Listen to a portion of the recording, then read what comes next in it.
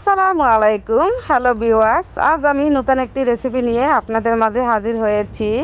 এই রেসিপিটি যে কেউ যে কোনো মাছ থেকেই বানাতে পারেন, কিন্তু সেটি হতে হবে কাঁটাবিহীন মাছ। আমি এখানে একটি পাঙ্গাস মাছের লেজা নিয়েছি। আপনারা চাইলে অন্য কোনো মাছ দিয়েও এই রেসিপিটি তৈরি করতে পারেন, খেতে খুব ভালোই হয়। এখানে আমি একটি পাঙ্গাস মাছ নিয়েছি, আর মাছটি হাজো হাজো নিতে হবে, তাইলে খেতে ভারী মজা হবে। আমি মাছটা ধুয়ে ভালোভাবে পরিষ্কার করে নিয়েছি। এখন যে পানিটা এক্সট্রা আছে আমি সেটা মুছে ফেলবো।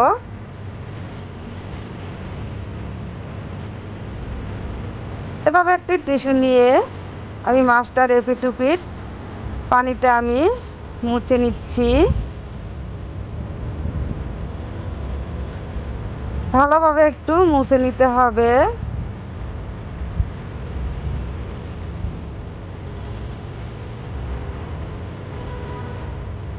এখন আমি এই মাছটাকে একটু ছুরি দিয়ে একটু ছিঁড়ে নিব। আমার ছিঁড়ে নেওয়া হয়ে গেছে, দেখতেই পাচ্ছেন আমি কিভাবে মাছটা ছুরি দিয়ে ছিঁড়ে দিয়েছি।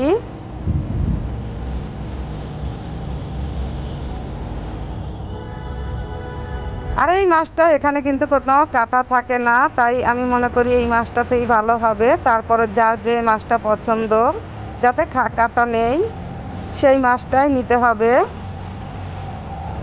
আমি এখানে মরিচ ও লবণ দিয়ে শুধু মাছটাকে ম্যারিনেট করে 5 মিনিট রেখে দিব। মরিচ আর লবণটা ভালোভাবে দাগ কেটে নেওয়ার ভিতরে ঢুকিয়ে ভালোভাবে দিতে হবে, যাতে মাছের ভিতরে মশলাটা ভালোভাবে ঢুকে যায়, ঝালটা ভালোভাবে ঢুকে। আঙুলের সাহায্যে ভিতরে একটু ভালোভাবে লাগিয়ে দিতে হবে।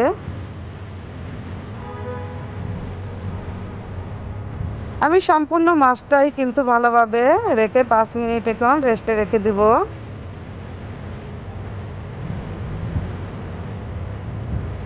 আমার 5 মিনিট হয়ে গেছে রাখা। এখন আমি চুলায় এসেছি।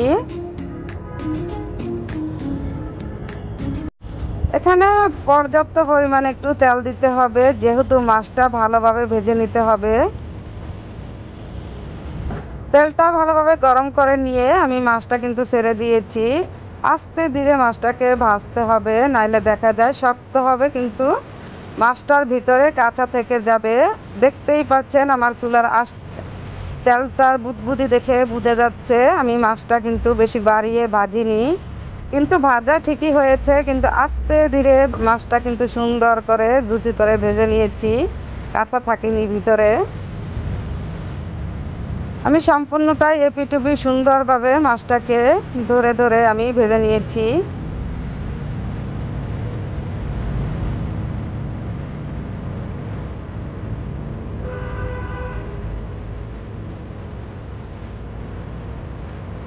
বেশি চুলার জাল বাড়ানো থাকলে দেখা যাবে মাছটা পুড়ে যাবে এবং ভিতরে কাঁচা কিন্তু থেকেই যাবে।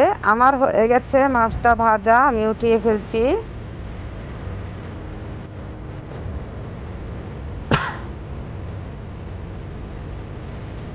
এখন আমি অন্য একটি মশলা তৈরি করব, একটি সসের মতো তৈরি করব। এর জন্য আমি একটু সাদা তেল নিয়েছি। এর ভিতরে জাস্ট একটি তেজপাতা দিব, আর 2 টেবিল চামচ আদা রসুন পেস্ট দিয়ে দিলাম, সামান্য একটু লবণ দিয়ে দিলাম, লাল গুঁড়া মরিচ, আর 2 টেবিল চামচ চিনি। এটি দিয়ে আমি একটি সসের মতো তৈরি করে নিব।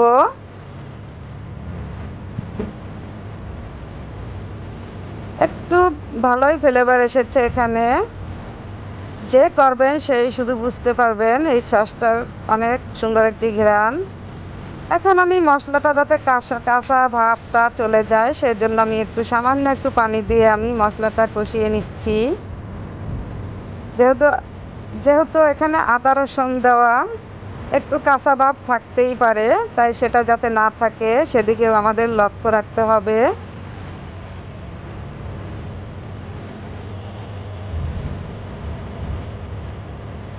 এটা ভালোভাবে একটু লাড়িয়ে চাড়িয়ে বারবার দিতে হবে, যেহেতু এটার পরিমাণ কিন্তু অতটা বেশি না, পুড়ে যেতে পারে। আমার আরেকটু চিনির প্রয়োজন মনে হলো, তাই আমি আরেকটু চিনি দিয়ে দিচ্ছি।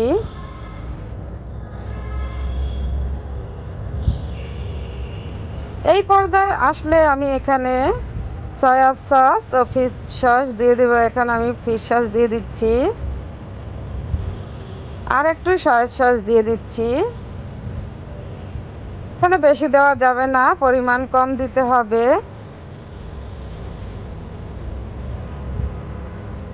এখন আমি এই সসটা উঠিয়ে এক সাইডে রেখে দিব। আমি কিন্তু তেলটা নিব না, জাস্ট মশলাটাই আমি খালি শুধু তুলে উঠিয়ে রেখেছি।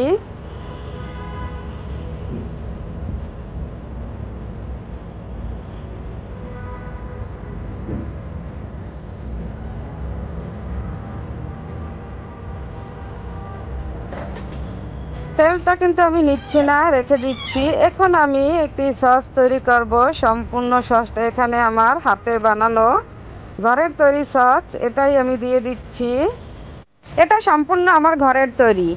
আপনারা চাইলে ভিডিওটা দেখে আসতে পারেন, আমি লিংক ডেসক্রিপশন বক্স ও কমেন্ট বক্সে দিয়ে দিব, দেখে আসুন। এখন আমি এই যে সসটা আমি তৈরি করেছিলাম আদা রসুন পেস্টটা দিয়ে, সেটা আমি এটার ভিতরে দিয়ে দিচ্ছি। এবং 2 টেবিল চামচ এখানে লেবুর রস আছে, সেটাও আমি দিয়ে দিচ্ছি। এখানে চিলি ফ্লেক্স আমি 1 চামচের মতো দিয়ে দিচ্ছি, প্রয়োজন হলে আরেকটু দিতে পারবো। সয়া সস দিয়ে দিলাম 1 চামচের মতো দিয়ে, এখন আমি এটাকে ভালোভাবে আলতো করে মেখে নিব। ভয় পাওয়ার কিছু না, এটা টেস্টি ভাব হবে, যেহেতু মাছের ভিতরে দিব, মাছের গায়ে লাগাবো।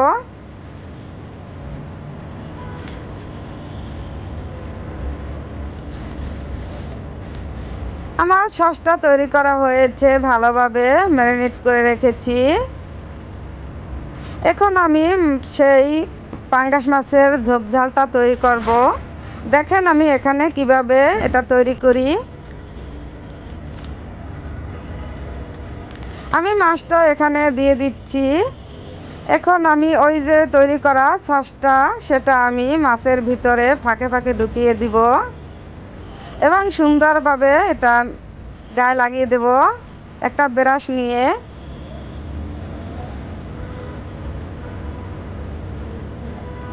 এই সসটা কিন্তু খেতে ভীষণ ভালো হয়। এভাবে যদি সস তৈরি করে এই ঝোপঝালটার ভিতরে দেওয়া যায়, তাহলে কিন্তু খেতে বেশ ভালো লাগবে। আমি দোনো পিঠেই সারাটা জায়গায় আমি ভালোভাবে লাগিয়ে দিব।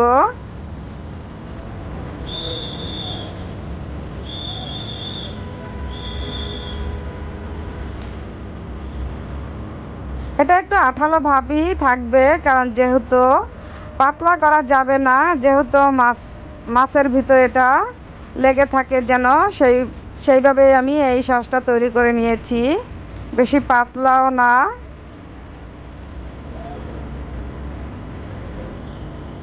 এবং আস্তে ধীরে ব্রাশ দিয়ে এটাকে লাগিয়ে দিতে হবে। আমার লাগানো হয়ে গেছে। এখানে আমি কয় টুকরা পাউরুটি গ্রেট করে নিয়েছি, দেখতেই পাচ্ছেন। এটা আমি এখন এর উপরে ছড়িয়ে ছিটিয়ে দেব। যেহেতু এটার নামই হয়েছে পাঙ্গাস মাছের ঝোপঝাল, তাই আমি এগুলো দিয়ে একটু ডেকোরেশন করে নিচ্ছি।